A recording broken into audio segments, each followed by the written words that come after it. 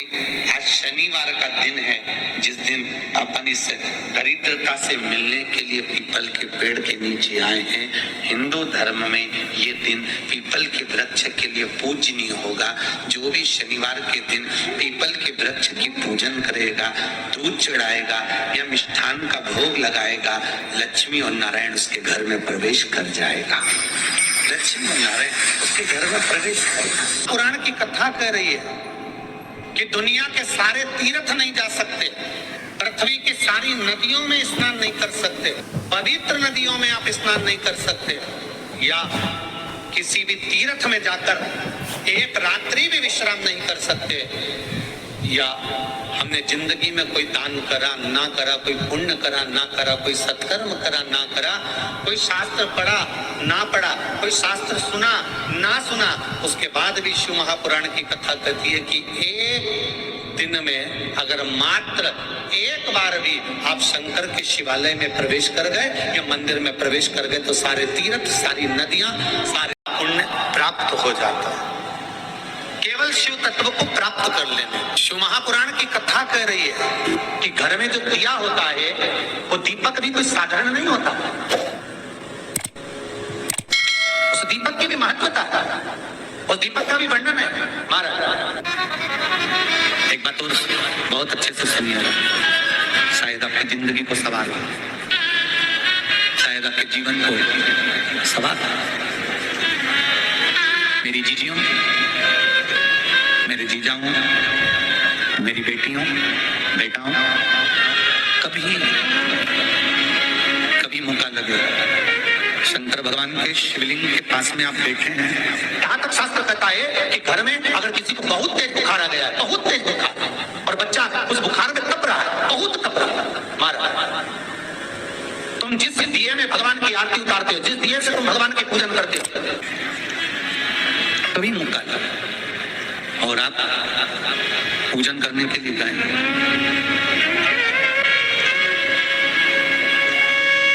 कभी पूजन करने के लिए, और आपको शंकर भगवान के शिवलिंग के पास में या शंकर भगवान के शिवलिंग के ऊपर कनेर का अगर पीला फूल देखा है ना आप लोगों ने?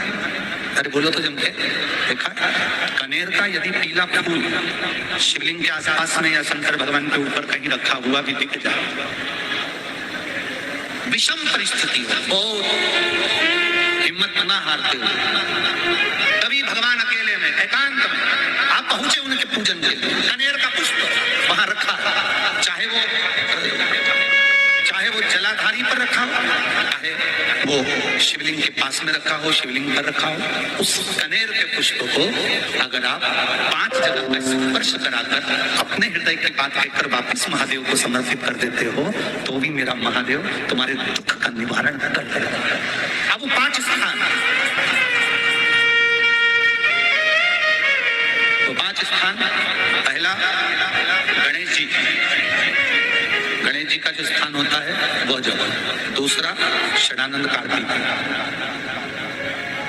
तीसरा अशोक सुंदरी वाला स्थान, चौथा जलाधारी जो ऊपर से बूंद बूंद जल नीचे गिरा रही है, जया, विषहरा, शामली बारी, दौतली, देव, शंकर जी की 5 बेटियों का। और 5वें नंबर का है शंकर भगवान के, जो कैसे वर्णन किया जाए, त्रिशूल के 3 भाग होते हैं। करें दर्शन आप लोगों ने? जैसे सामने त्रिशूल लगा है, इस त्रिशूल के ऊपर देखेंगे तो 3 भाग दिख रहे हैं, नजर आ रहे हैं सबको? त्रिशूल का जो 3 भाग होता है, उस 3 भाग का जहाँ ज्वाइंट होता है, जहाँ मिलता है, एक जगह पर देखो तीनों भाग एक जगह पर मिले हुए हैं, 3 भाग का जहाँ मिलन होता है, पंचम स्थान, ये 5वां स्थान, यहाँ पर स्पर्श कराकर शिवलिंग पर अपनी कामना कर श्री शिवाय नमस्तुभ्यम कर बाबा से अपने मन की बात कहकर जो समर्पित कर देता है।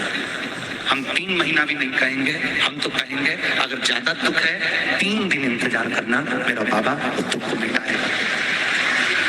3 महीना बहुत दूर, पर करना है दिल से।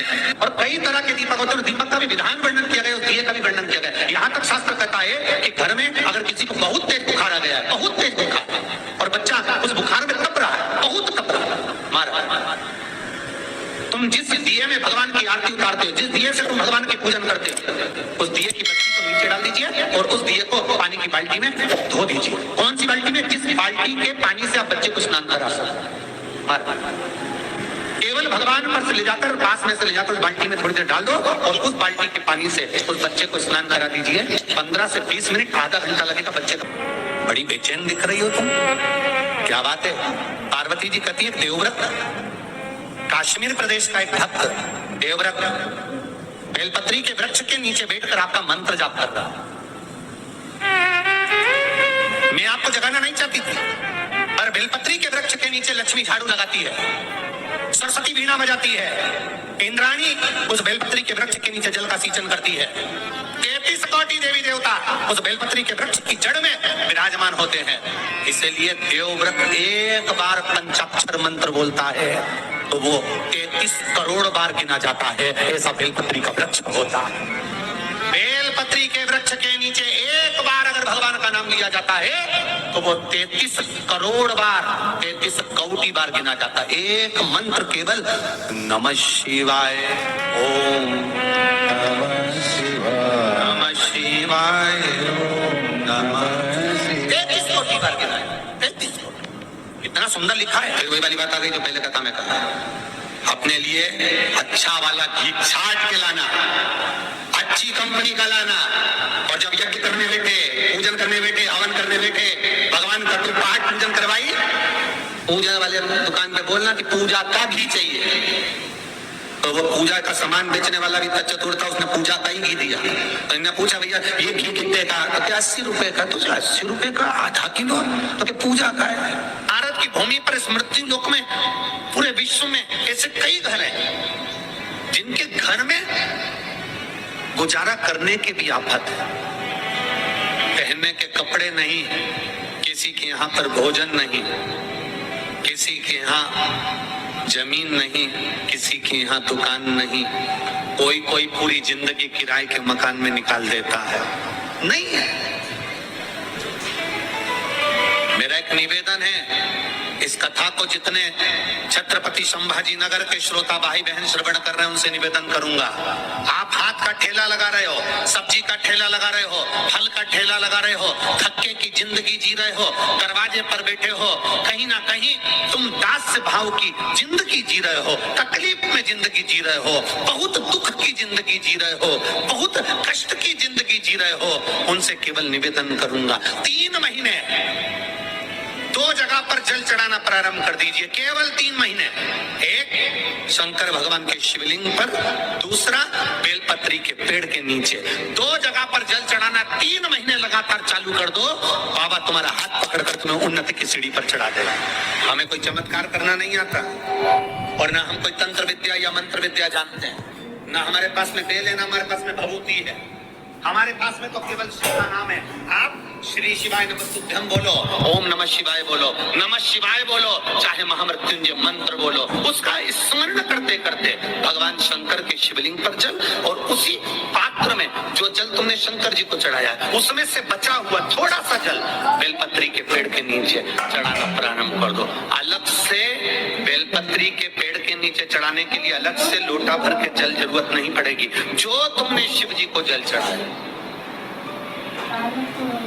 जो तुमने देवादिदेव महादेव को जल चढ़ाया, बस उसी पात्र का जल शंकर जी को चढ़ाओ, उसमें से बचा हुआ थोड़ा सा जल बेलपत्री के वृक्ष के नीचे चढ़ाना प्रारंभ करना। कौन सा बेलपत्री का वृक्ष? जिसकी छाया आपके ऊपर आ गई।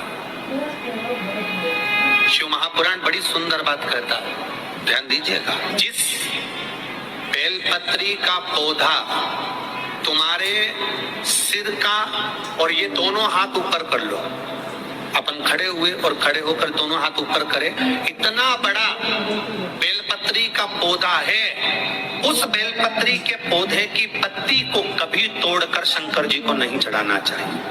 ध्यान रखना, कितना बड़ा पौधा।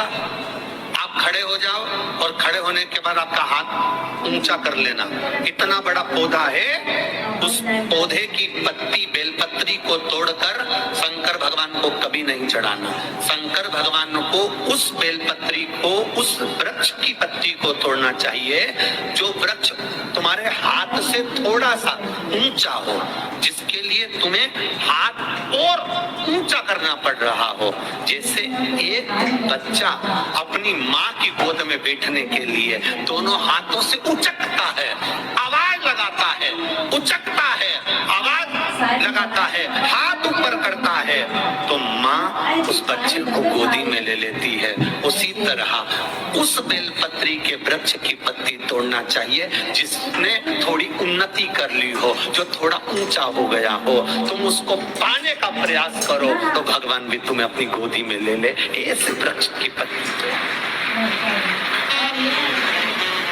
अब तुम छोटा सा पौधा, बिल्कुल जरा सा पौधा, उसी की पत्ती तोड़कर महादेव को चढ़ाओगे, ये श्रेष्ठता नहीं।